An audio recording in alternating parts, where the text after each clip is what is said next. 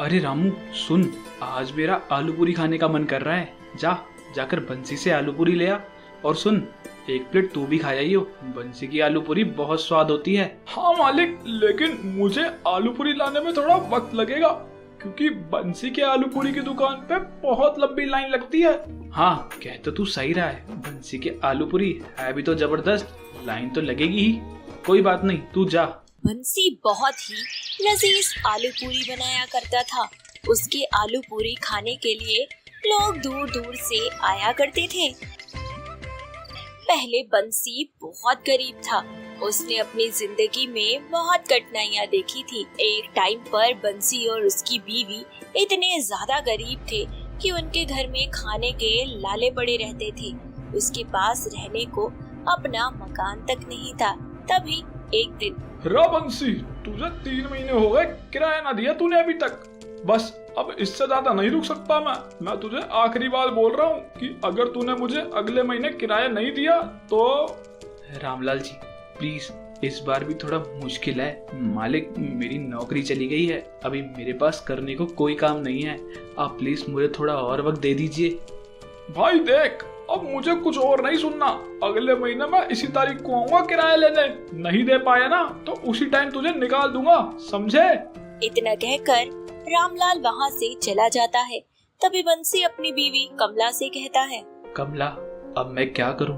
इतने कम समय में मैं इतना पैसा कहां से लेके आऊंगा? जी, रामलाल एक बहुत ही तेज आदमी है। अगर उसे हमने पैसे नहीं दिए ना तो सच में हमको घर से निकाल देगा वो। नहीं, मैं कुछ करता हूँ। कमला तू चिंता मत कर, मैं कुछ न कुछ तो करता हूँ। मेरा दोस्त है कानपुर में, रमेश, मैं उसके पास चला जाता हूँ। वो मुझे कहीं ना कहीं तो नौकरी लगवा ही देगा। और जैसे ही मैं पैसे कमा लूंगा मैं वापस आ जाऊंगा, क्योंकि अब इस गांव में तो कुछ है ही नहीं करने को।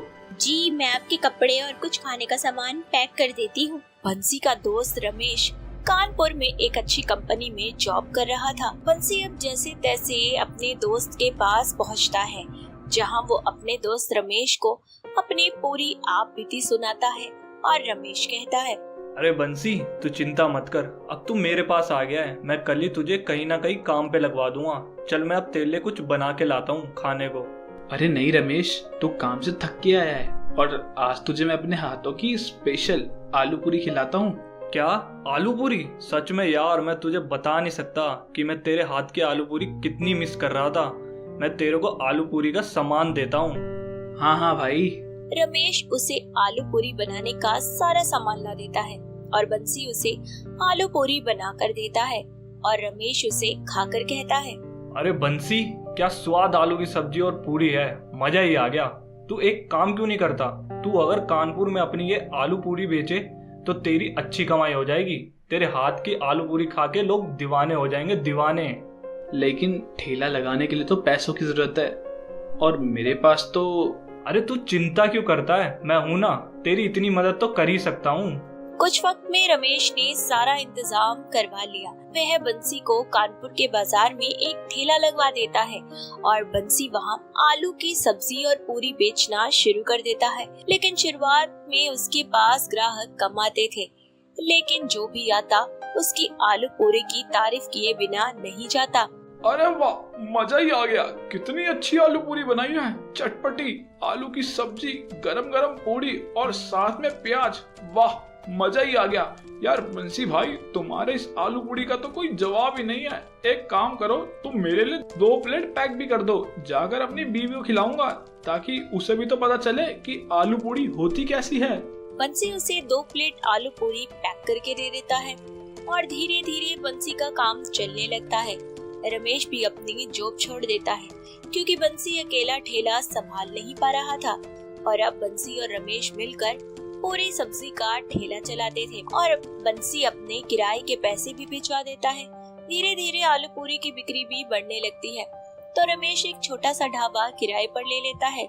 सब बढ़िया चल रहा होता है कि एक दिन एक ग्राहक उसके पास आता है और बोलता है, अरे बंसी भैया, सच में तुम्हारे हाथों में तो जादू है यार, मजा ही आ गया आलू पूरी खा के। मेरे बच्चे तो तुम्हारे फैन हो गए हैं। रमेश को यह बात अच्छी नहीं लगती कि जो कोई आए वो बंसी की तारीफ करे। इसी बीच वह खुद से बोलता है, यार मैं भी तो सब्जी पूरी बनाता हूँ, फिर भी लोग बंसी की ही तारीफ करते हैं। मुझे सब बंसी का नौकर समझते हैं, जबकि मैं ही बंसी को यहाँ तक लाया हूँ। कोई बात नहीं, जब यहाँ तक मैं लाया हूँ तो नीचे भी मैं ही गिराऊंगा। रमेश के मन में अब लालच आ जाता है और अगली सुबह जब बंसी आलू पूरी की सब्जी बना रहा होता है तो वह उसमें नमक मिर्ची तेज कर देता है और खुद से कहता है, आज देख बंसी, तू जो लोग तेरी तारीफ करते हैं ना, कैसे थूकेंगे तेरे ऊपर। आज देखता जा बेटा तू। रमेश जैसे ही आलू की सब्जी उठाकर दुकान में रख रहा होता है तो अचानक से उसके हाथ से सब फिसल जाता है और सारी सब्जी गिर जाती है, साथ ही उसका हाथ जल जाता है। तभी बंसी बोलता है, अरे रमेश, तू ठीक तो है? अरे तूने सब्जी कैसे गिरा दी भाई? तेरा तो हाथ भी जल गया है। अरे यार, वो सब्जी ज्यादा गर्म हो गई थी, मेरे हाथ जलने लग गए थे तो मेरे हाथ से छूट गई। कोई नहीं, अब अपने पास तो और आलू की सब्जी का सामान भी नहीं है, तो आज ढाबा बंद ही रखते हैं और मैं घर जाके तेरे हाथ पे मलहम लगा देता हूँ। चल। रमेश की चाल उस पर ही उल्टी पड़ जाती है, लेकिन अभी भी वह मानता नहीं है। उसके मन में बंसी के खिलाफ नफरत बढ़ती जाती है। दोनों घर आते हैं और बंसी कहता है, यार रमेश, कितने दिन बाद अपन साथ में बैठे हैं। रोज सुबह सुबह ढाबे पे जाते हैं और रात को आके सो जाते हैं। सच बताऊं, अब लगता है कि अपने परिवार को भी हमें यहाँ बुलाना चाहिए। नहीं यार, अभी तो हमने कुछ कमाया ही नहीं है, पहले एक अच्छा सा घर ले लूं फिर। यार बड़ी याद आ रही है आज तेरी भाभी की। पूरा 1 साल हो गया उससे मिले और हमने यार इतना तो कमा ही लिया है कि उनको यहाँ लाके एक अच्छे से किराए के मकान में रख सकते हैं। देख बंसी, मैंने तुझे बोला ना कि अभी नहीं तो अभी नहीं, हमको अपने काम पे ध्यान देना चाहिए। तुझे समझ नहीं आता क्या? रमेश को ऐसे पहली बार गुस्सा करता देखकर बंसी को थोड़ा अजीब लगता है और रमेश भी वहाँ से उठ के चला जाता है। अगले दिन फिर से रमेश पूरी के आटे में इनो मिला देता है और आटे का खमीर बन जाता है। बंसी जैसे ही पूरी बनाने लगता है तो वह कहता है, अरे यार, ये आटा मुझे कुछ खराब सा लग रहा है। रमेश भाई, यार पूरी तली ही नहीं रही है भाई। नहीं यार, मुझे तो सही लग रहा है, देख 1-2 बार और देख। ना भाई, ये आटा तो फूल गया, इससे अब पूरी नहीं बनेगी। अब हम एक काम करते हैं, आज पूरी की जगह चावल बनाते हैं। अबे यार, ये क्या हो रहा है? मेरी सारी चालें खराब क्यों जा रही हैं? हाँ भाई, तुझे जो ठीक लगता है तू वो कर। अब बंसी फटाफट से चावल बना लेता है। तभी एक ग्राहक आता है और कहता है, सुनो बंसी भैया, 1 प्लेट सब्जी पूरी लगा दो।